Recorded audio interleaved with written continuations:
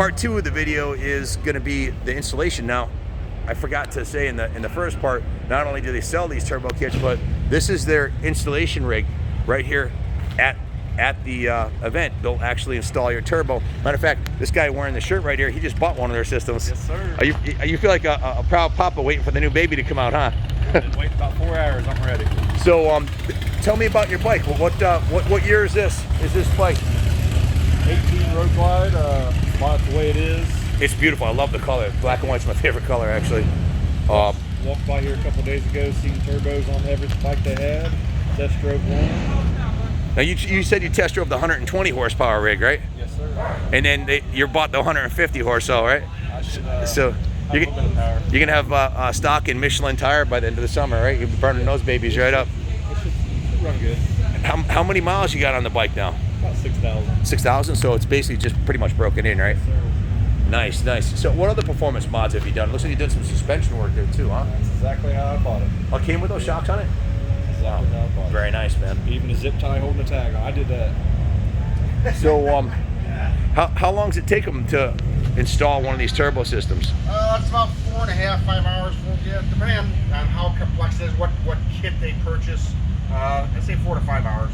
So, what's involved with installing the system? I know you got to replace the exhaust and intake, obviously, but Yeah, so the entire exhaust comes off, the intake comes off, cam cover comes off. We replace it with our cam cover. It has a built-in drain and supports here and here for the head pipe and the turbo.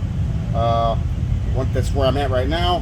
He happens to be getting a Checkmate, which is a new product that we designed for the. Yeah, Nick just showed me that. You said you kind of have to have those with these. Yeah, venting the oil system. So at this point, I'll get the turbo on there, then start working my way back with the tailpipes, and then the last thing that goes on is the intake plenum. It's pretty incredible that you can, at the event, out here in the elements outside, basically do one of these, something this intricate. I guess it speaks to the fact that you've got this totally figured out and foolproof and pretty much bolt on at this point, right? Yeah, we designed and went over this thing over the past 15 years, making it a true bolt-on kit. We mail them all over the globe, and we're always there to answer questions, tech support, what have you. We send out tune files, whatever. If somebody purchases our product, we will support them, with our product. Awesome. How long have you been with Trask? About 9 years. 9 years. Wow. So you've installed quite a few turbos. Yes. How many of the kits do you think you have out there on bikes in production? Yeah. Thousands. Thousands? That's awesome. So you've obviously, as you've developed them, they've gotten better. They've probably gotten easier to maintain and everything else and tune. Yeah, we're always looking for ways to make it better, make it more universal, user-friendly, easy to install. So yeah, there's no matter what anything is, there's always room for improvement. My favorite part is that they're all made and everything's made in the USA, right at your plant. You guys actually do the manufacturing right there, which is awesome. I'm gonna keep moving if you don't. Yeah. Okay. Yeah. I know you're trying to get this done. He's getting them wrapped up. I appreciate you taking the time to share the journey you guys have been on, because it's. I was telling Nick, I'm kind of jaded because I test ride a lot of motorcycles, go to a lot of events, and the Trask turbo system really just caught my eye. You see, no, that's not. It's a screw. So 9 years of installing turbos on the road.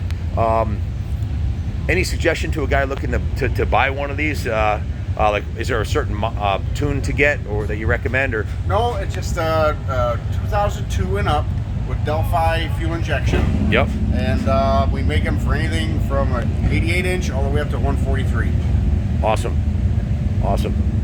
So what's this other one over here? Is that another M8? That is an M8, full custom, getting one of our kits. Are you doing a little ECU programming here? Yeah, just loading. We use Thundermax ECUs, and then have our maps built. And have a base map, and then take it out for a ride and kind of trim everything down, check everything over again, let the customer take it out, and then bring it back in a few days if possible. And we'll plug back into it, check everything out, make sure everything's functioning all right, and send them on the road. That was my next question. The tuner. Well, I didn't ask your mechanic over there, but that's pretty cool. So you have those tuners built for this application, special. Yep. Awesome. And then you program them to suit. That's just fantastic.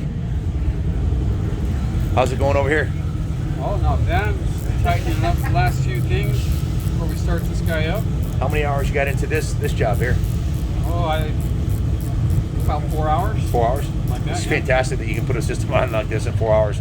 And they look cool too, which is a big part. If you're going to have a beautiful Harley, it's got to look good. Oh, yeah. Fantastic.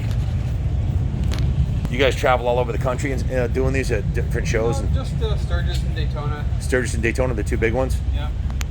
Awesome. You get one put on your bike?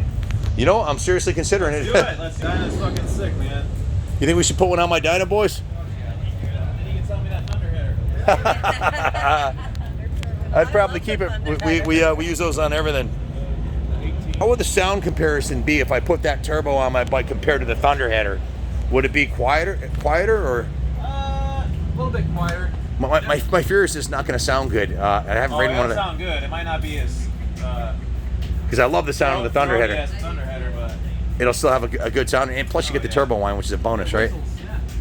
whistles while you work, man. Now that I've never ridden one of these, I probably should take one for a test ride because I'll probably be breaking out my checkbook if I do. But does the turbo line? Do you hear it when you're going down the highway, 60, 70 miles an hour?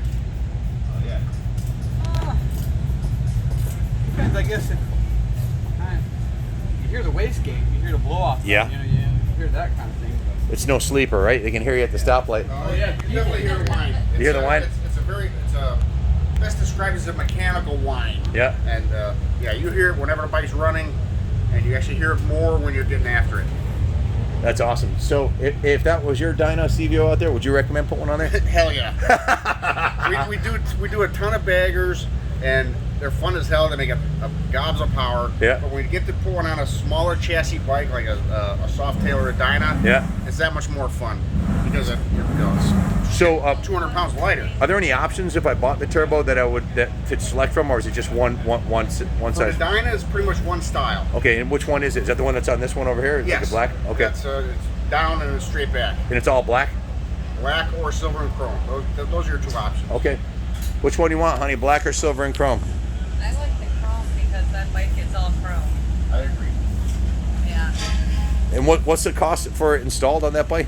We do a show special here in Daytona and it's Sturgis. It's $6,700 installed. Yeah. Okay. Are there any other things I need to do, like beef up the clutch or anything like that, or change the drive It all up? comes included with the kit. We have a heavy-duty clutch spring, new fuel injectors, complete turbo kit, spark plugs. Wow. Tune file. Everything is complete. Thundermax ECM, and we have a huge library of programs that we created for a variety of different combinations. So whatever somebody rolls up with, we got a tune file for it. I have a build series. I had Maroney Harley Davidson. We did a series like this when they built that motor. Yeah. And I don't remember, but in the video, I could watch it tonight and tell you what cams they put in. It's got performance Screaming Eagle cams, Okay. a cam plate, oil pump has all been improved, and it's got brand new Screaming Eagle pistons in it. Yeah. They're not super high compression. I said I wanted something I can sit in traffic and not have it burn Yeah. up. The fact that the motor's built a little bit, does that help or hurt the turbo It application? actually helps it. Does it really? Yep. Yeah. 'cause That one, we dynoed it. It's 105.89 rear wheel horsepower with 115 foot-pound of torque right now, the way it is. That's very respectable. Yeah. What size motor is it? It's a 110, CVO 110. Yeah. That's very respectable. So this would, I just put a new fuel pump in it before we headed down here too. That failed on me, but the thing's only got 5,000 miles on it, so. All right, I gotta work. Okay, thank you, brother. The wrinkle black. I was just telling your senior tech there that we just built this motor. It's got like 1,000, maybe 500-600 miles. I'd have to check the odometer. Maroney Harley Davidson did the Screaming Eagle cams, cam plate, and we did a build series. It's all on video, so I could watch it and tell you exactly what was in it. I don't remember off the top of my head, but yeah, the horsepower, man, we call them up there. We dynoed it. The stock, it was, I don't remember the stock. It was like 70 something, but it was put down 105 rear wheel horsepower. The way it sits right now. It's got the tuner in it, high compression pistons. He did some work on the heads. I don't remember exactly what he did, but he changed the heads on it. But I think if I did the turbo, probably want to upgrade the brakes and suspension. Oh, you got plenty. Oh, man, plenty. You think those are good enough? That's good, man. Okay. I just I don't really like the 21-inch front wheel for a performance application. I like the Right. 19s, but Yeah. like I had a Dyna S with a 117 kit. That would have been a better bike to do the turbo on, in my opinion. This thing doesn't handle that good, you know, at high speeds. It seems to float a little bit, and nobody's making kits for these shower forks. Well, I wonder what the rake is on the CVO. Is that like a wide glide rake? I don't think it's kicked out. If you look at it from the side, it doesn't look too kicked out. So I think it's the 21-inch front wheel that throws it off. I've always liked the 19s. Yeah. But I'm tempted to actually do a turbo on this one. That'd be kind of cool. That's a neat front fork too. Yeah, that's I'm really familiar with that. the CVO. You are familiar? Or I'm not really. Oh, this is an actual CVO Dyna. It came from the factory with this front end. They made them 2 years, 2007 and 2008. And this was in the catalog. It was $3,200. It was an upside down Showa front end that they made for Harley Davidson with you know, it's a Harley Davidson catalog item. This bike's stock. Everything from here forward except for the grips and the windshield is right from the factory. That's it. Those are Alcoa rims actually. They're stamped Alcoa. Right on the back side, right there. Can you read it? Oh yeah. It should be stamped Alcoa. No, that's cool as hell. Which is, I just figured that I've had the bike for 3 years, and I was watching it today and said, holy fuck, the wheels are made by Alcoa. Yeah. I never noticed. Yeah, that sucks they wouldn't make a dual disc for you. I know. It looks, you know. But I mean, they're trying to make a sexy motorcycle. Yeah, this wasn't for like the Dyna S, which was a performance one. I kind of wish I didn't sell my Dyna S, but when the COVID shit happened, the state shut down our motorcycle museum, and we were a little financially scared, so we sold ours. More FXRs anyway. Yeah, exactly. You can never have too many FXRs. Yeah, right? Exactly. This is the black turbo.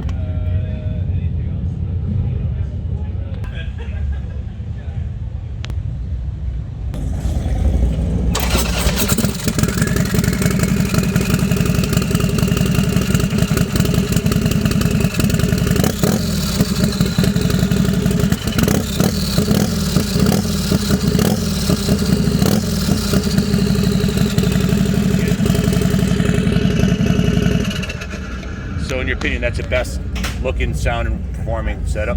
It's not a product bike. It's Okay. And if it was mine, I've had 3 or 4 of these CVO Dynas. with turbos on them? Yeah. Worked out pretty good? Oh, monsters.